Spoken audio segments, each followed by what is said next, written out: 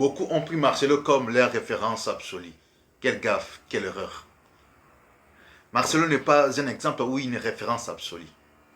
Pourquoi? Parce que si je regarde dans ce qui est écrit dans 1 Corinthiens, chapitre 1er, verset 13, la Bible dit, Paul est en train de se poser, il a posé des questions rhétoriques. Parce que l'église à l'époque de Corinthe était un petit peu divisée. L'autre se disait, moi je suis de Paul, et moi je suis d'Apollos, et moi je suis de Céphas. Et il se pose des questions. Christ est-il divisé? Est-ce que Marcelo ou Paul ou moi qui vous parle, j'ai été crucifié pour vous? Marcelo n'a pas été crucifié pour l'église. L'église est blessée. L'église francophone est blessée. L'église francophone est déçue. Pourquoi? Tout simplement parce que on estimait Marcelo comme le super des pasteurs. Le super, la grande ou l'absolue référence. Même lui-même ne le dit pas. La vraie référence et l'absolu des références, c'est Jésus.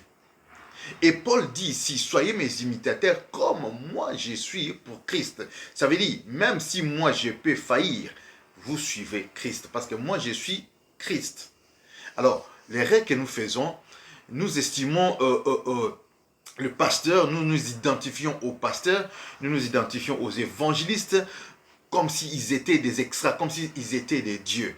Lorsqu'ils pêchent, lorsqu'ils font une petite gaffe, ça devient toute une histoire. Marcelo n'est pas une référence absolue.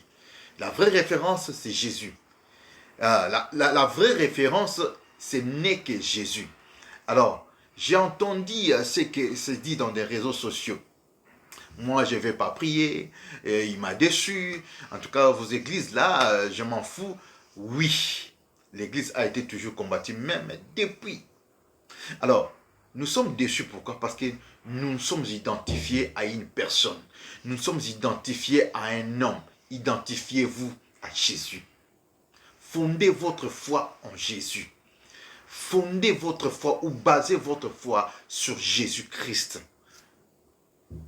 Basez votre foi sur un être humain, sur un homme, et même moi qui vous parle, vous serez toujours déçus.